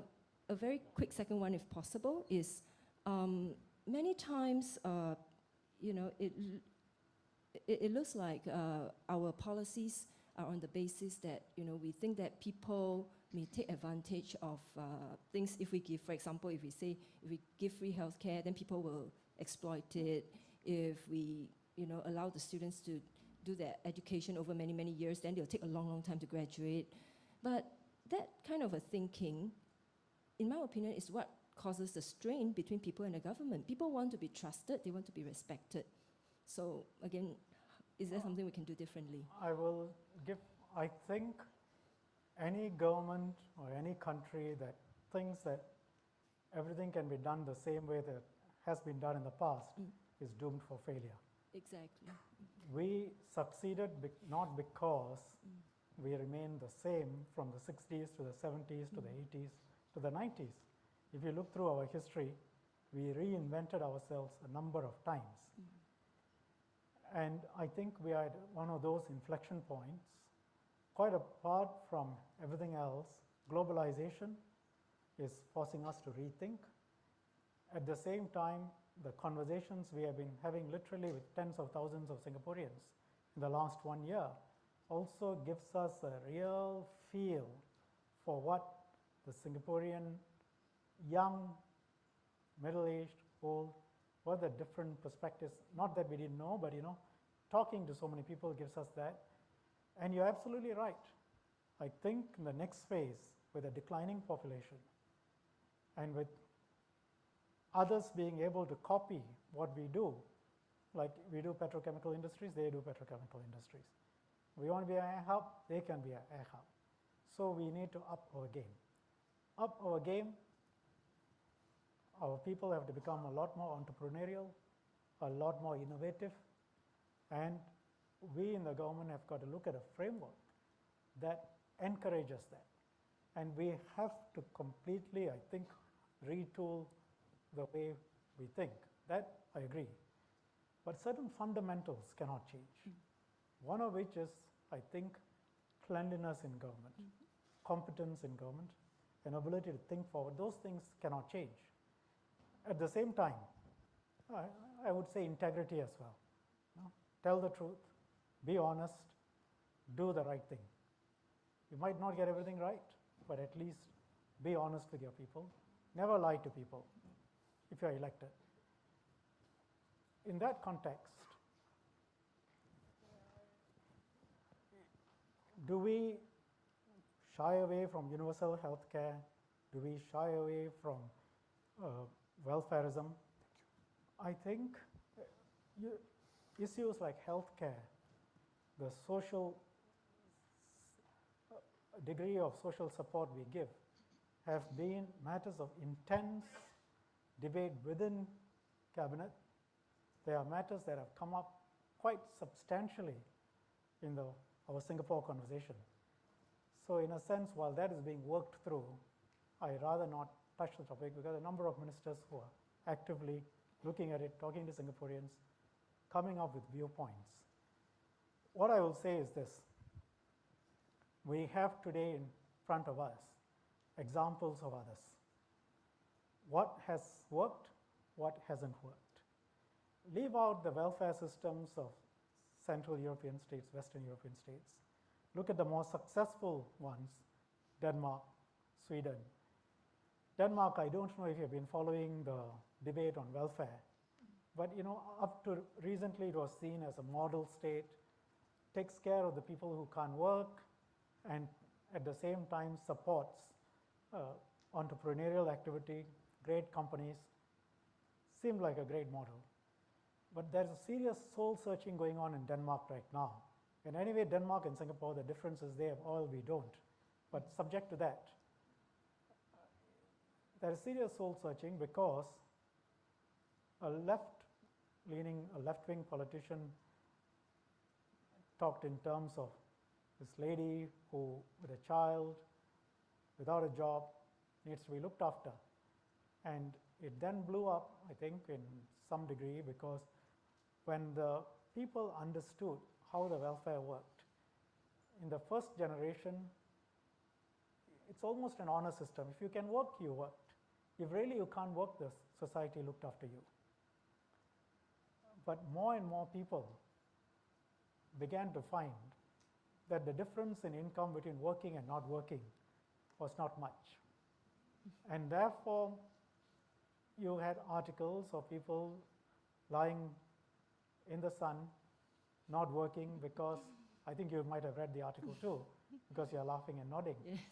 And so there is intense debate going on in Denmark. Now that's not to say that we therefore shun welfare. I tell a lot of people, we are a very welfarist state with a very capitalist rhetoric. Because you take off the skin, and look below, education, primary and secondary school, housing, a huge subsidy. You will read some articles which say that it's left pocket to right pocket. That's untrue. Land, I should know, is treated as part of the state reserves. The current government, which was elected in May 2011, has got to buy that land from its current revenue. The money that it pays doesn't go into the government's coffers. It gets locked up in the reserves for future generations. So it costs us a market value to buy that land. We are buying it from the reserves. Valuation done by the chief valuer. We then build on it, and then we sell. And the subsidies are very substantial. And therefore, a large number of Singaporeans, everyone who buys land, buys a flat from the government, sits on a huge subsidy. And if you don't own a car and you live in a public flat, by and large, you have gotten a substantial transfer to the government, much more than what you pay in taxes. There's a lot of welfarism that goes on in that way. Should we do more? I think there is a strong case for arguing that, because the wealth gap, the income gap is such, no society can be coherent and cohesive if there are too large a gap. You need to help people move up. You need to help people go up. But there are challenges. We depend on investments. We depend on the brightest people coming here because they create jobs for others. If we put their taxes up too much, there are other places they can go to. So how do we help people more at the bottom in terms of economic wage scale, say bottom 20%, 30%? How can we help them more? How can we help them upgrade without destroying the work ethic and without destroying economic vitality? Those are the challenges. I'm not disagreeing with you, but it's got to be within a framework. Thank you, Minister. Thank you. Okay, yes. Hello, Mr. Minister. I'm Norman Lim. I'm an economics major here at NUS. I have two questions. The first being that you mentioned that the success of the Singapore government has been that it is very forward-looking and very long-term in its I outlook. did say it is a success that is of government and people working together. Yes. Government alone cannot achieve any success. Yes, that's true. But some of the recent policies taken has been the diversification of the Singapore economy, such as, say, the pharmaceutical industry. But it hasn't really produced the number of jobs that perhaps the government expected it to, because you don't really need that many people to do research. So could you give me a few concrete examples of a few industries that the government plans to expand and it believes can provide more employment for Singaporeans? And my second question is related to the previous speaker. He mentioned about entrepreneurship in Singapore. And to me, entrepreneurship is a culture of risk-taking, so I'm not sure how much the Singapore government can promote using a top-down approach, the risk-taking in the Singapore... Risk-taking has got to come from people. Yes. Yes. But I have heard somewhere that, that a social security net allows people to feel safer and therefore take more risks. So perhaps if Singapore implemented some unemployment insurance and social security benefits, could it then create a culture of entrepreneurship? Thank you. Thank you. Yeah. Minister, just so that you know, we've got another 5 minutes more. So if you could just give a brief answer to this. But then I've got a question that I want to ask you. So you've got to keep this answer brief so you can answer my question better? I think he has asked two questions. The first one, really, I think governments are not the best at choosing which industries can succeed. I think the primary, you can broadly try and plan and create incentives and so on as you see trends going. And I think governments have to do it, and by and large, the trends we spotted and identified have worked out, have created jobs. You look at the financial industry, you look at the shipping industry. Of course, that was always there, but we spotted some additional advantages. The decision to make ourselves an air hub. Lots more examples can be given. But the real answer to your first question is you educate your people. Get them educated. They must be able to face whatever challenges that come to deal with.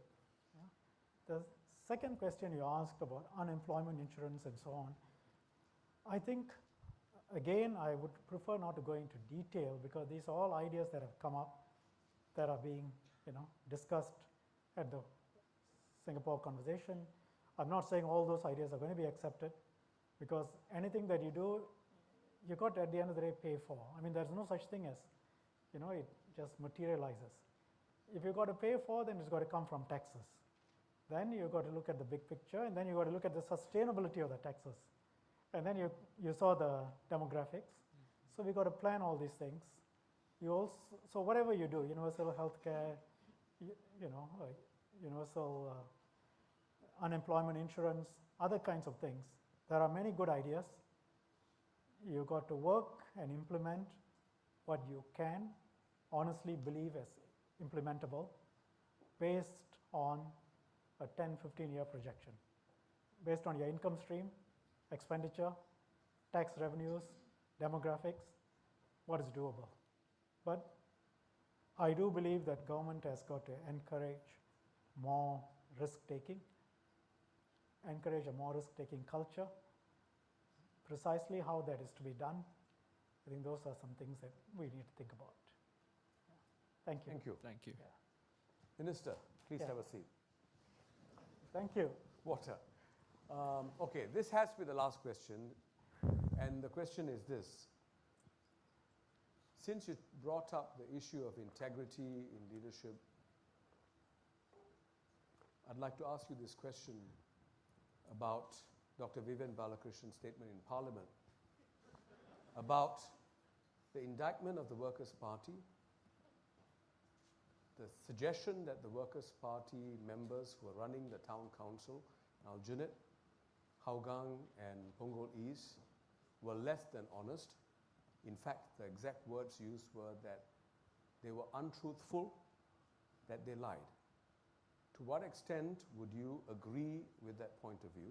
Was that a point of view held by Dr. Vivian Balakrishnan and NEA, or is that a view that you share as well? And if so, what are the reasons? I don't really want to go into the dispute in detail. Dr. Balakrishnan made a few simple points.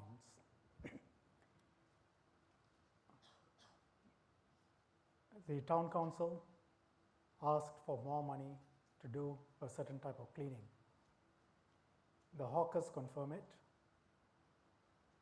Mr. Tai, who's I think the deputy property manager or property manager of the town council, is recorded in the notes. He asked for more money. He said, "We won't clean unless you pay more money."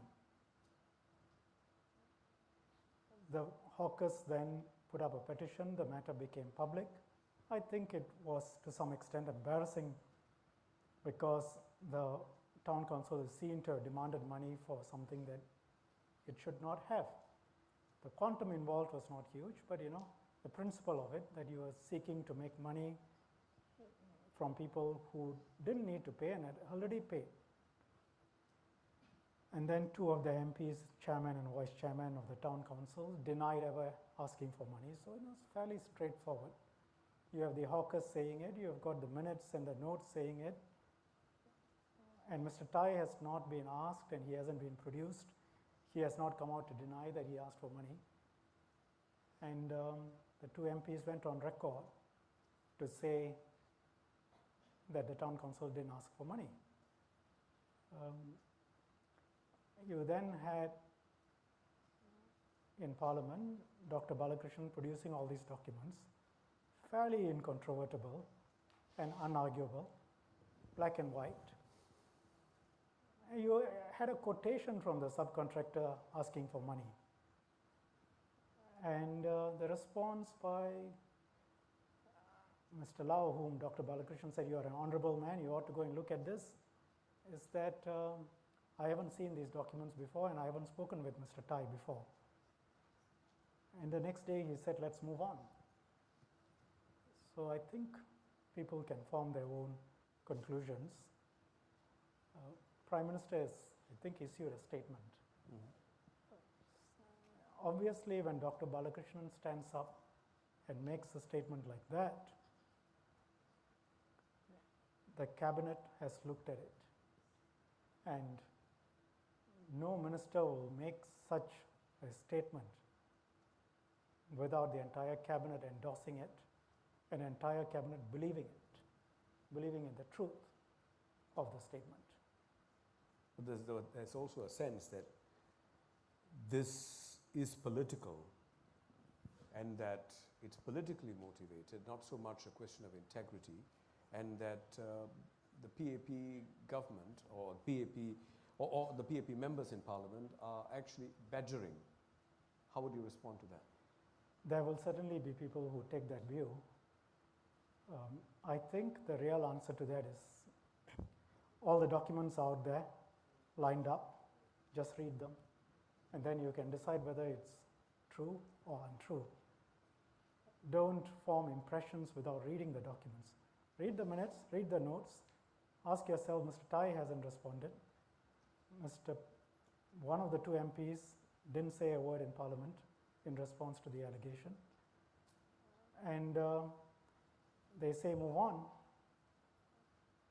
I think this much this audience and every audience will agree. If a PAP MP has lied in public, I think all of you will find it unacceptable. And all of you will expect the Prime Minister to investigate, and if indeed the allegation is true, you will expect the person to resign. I'm talking about PAP MPs. That is what is expected of us.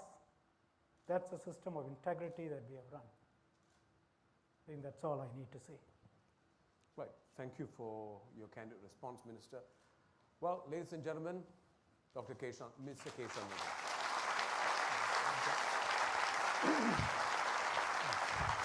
I think for work I've been given a PhD. That was a slip. Ladies and gentlemen, I'd now like to call upon the Dean of our NUS Law Faculty, Professor Simon Chesterton, because he wants Chesterton to give something special. Simon, you want to say something first, right?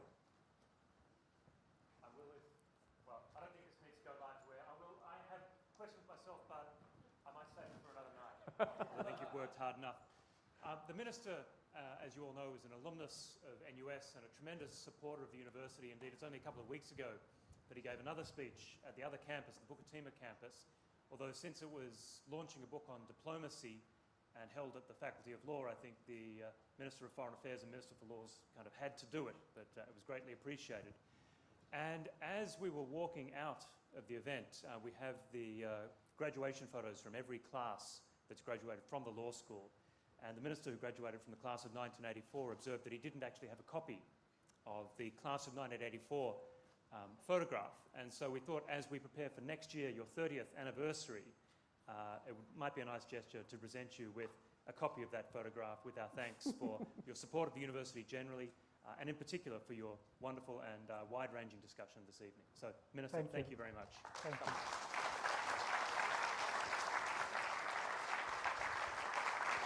Thank you very much.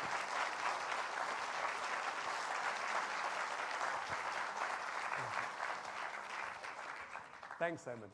Let me have a look at how he looks. Well, where is that? Where is he? I best not to point out to if you want Kishore's insincere remarks, he looked at it and said, "You have become more handsome now."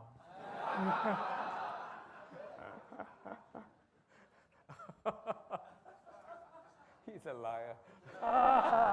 No, it's all relative. But you see, then again, he served all his life, adult In life, diplomacy. as a diplomat, right? Yeah. Well, ladies and gentlemen, I'm sure you'd agree with me that we may not all agree with all that the minister said tonight. In fact, we shouldn't. And I don't think the minister expects us. But I can say this with a certain amount of authority. I've known this man since we were in secondary 1 in RI, We won't many go years into ago. that. We won't go into the details. He's not always such an upright man, okay? It's not always been. The truth is, I must say, I've always admired him for his ability to be honest. Sometimes, maybe oftentimes, brutally so.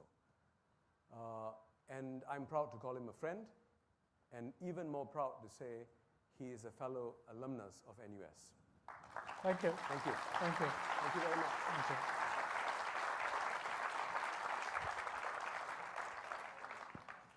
This is a picture of the two of us. Ah. I'm a lot better looking. You always It's a have been souvenir. prettier.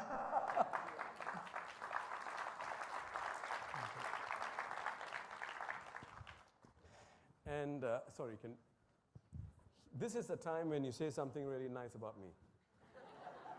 Is this about you or is this about your life? What's Passion. the difference?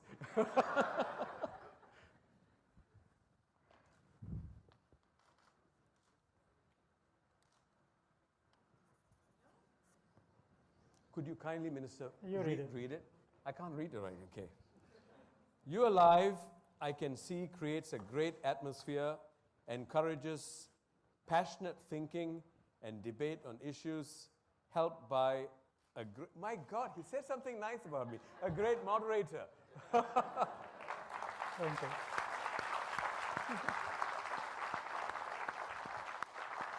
Thank you very much. Thank you. And once again, ladies and gentlemen, Minister Thank K. you. Shanmugam for Thank you. being candid. Thank you. Please Thank join you, us Mr. outside. Thank you. Thank you. Might just take this up.